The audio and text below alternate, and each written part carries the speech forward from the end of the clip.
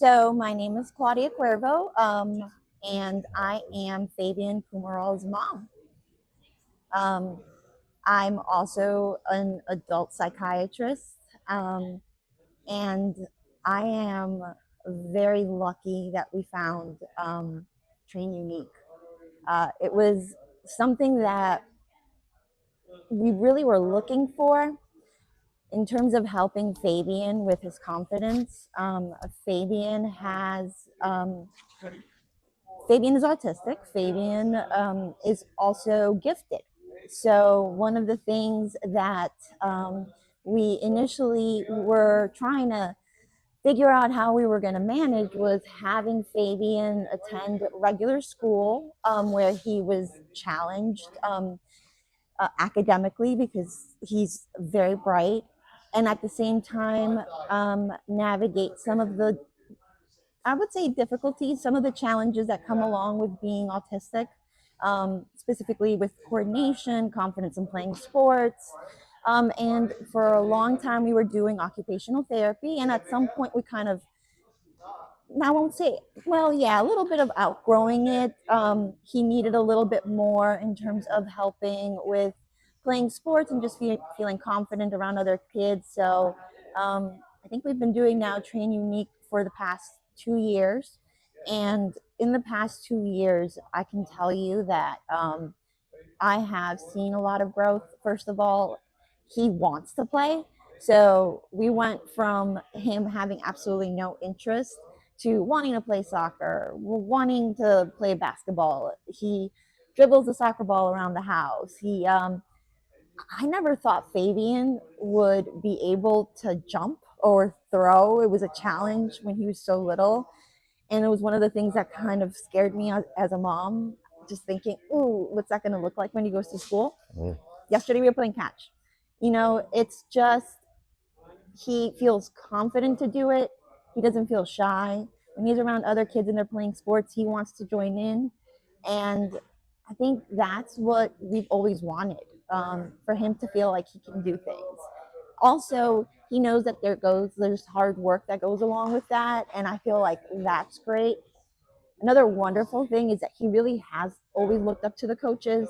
So we had our first coach and he loved her, and then we had Coach Drake, and he absolutely loves Coach Drake. We went to go see him fight, and he just oh yeah, they come watch him fight. Yeah, wow, that's incredible. And he just has that motivation. Oh, I want to do that. I can do that. And I feel like he gets a lot of that from the interaction with the coaches and the interaction with his peers, and it's really been absolutely great, and it's been a continuing journey, and we're glad to have found it. Wow, thank you for that, Ms. Claudia. That was beautiful. Thank you. Can you tell us why, or tell us how Fabian's his diagnosis really shows up in his life? So there are a lot of places it shows up. It's very concrete. So takes things literally. And a lot of the times he is scared to try new things. Another thing is his coordination. It hasn't always been the best, and he still struggles with coordination, but you can definitely see the improvement as time goes on. Nice. But definitely like those areas with coordination, and a little bit of the rigidity and the timidity of trying new things. Mm-hmm. And so tell us what it is y'all are really looking for in this program. Like, what are the things that are important to you as a mom? Confidence. So like that's the number one. I want Fabian to feel confident that he can do things that he feels initially maybe that he didn't think he could do, but that with hard work, he can overcome a lot. And I feel like that's been one of the things that we're looking for and we're seeing. I love that. What are some things, if it was Fabian's first day and you could just make sure the coach was really comfortable with Fabian, what would you want them to know about him? That he needs encouragement, that he needs someone to believe in him as much as he actually believes in himself. Because I say confidence, but Fabian's a pretty confident dude, but he can tell. I think one of the things that people, a misconception is that they feel that people that are on the spectrum um, are not aware of social cues. They are. They're actually very hyper aware of what is going on and actually how someone perceives them. Mm-hmm. So I think knowing that you have to believe in him as much as he believes in himself, as much as we believe in him, you have to be able to show that and know that he's going to be capable of doing whatever he sets his mind to. I love that. I love that. Okay. Is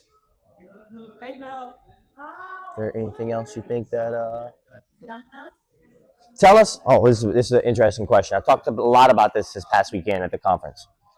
So one of the things you mentioned was that like Fabian was not interested in playing sports. Our program acts as a sport for some athletes who don't feel comfortable going play sports every day after school, right? Right. Tell us, like, has this become Fabian's after school sport?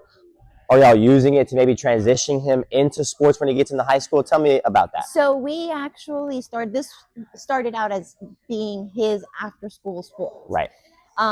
Once he transitioned into a new school last year, where the kids were more into sports, he started really saying, hey, I want to start playing. So he actually started vocalizing he wanted to learn to play soccer. So now we're kind of transitioning into getting him some coaching with soccer to eventually play some soccer with other kids in a league. I love that. And are y'all going to do a little bit of here and a little bit of soccer? Y'all think y'all will transition all the way?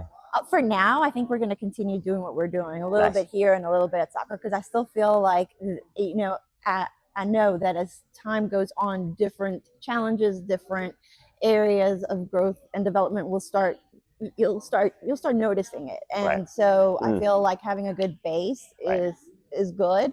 If at some point he's like, well, I just really want to play the sport, then we'll try that. And if we need to come back, we'll come back. But for now, I think we're just going to stay the way that we are. Very cool. Yeah, thank you for sharing that. I think that one of the talks I had at the conference this weekend was there's a huge gap between you have like kids who play 5 days of after school sports, and then you have kids who had a bad experience in PE.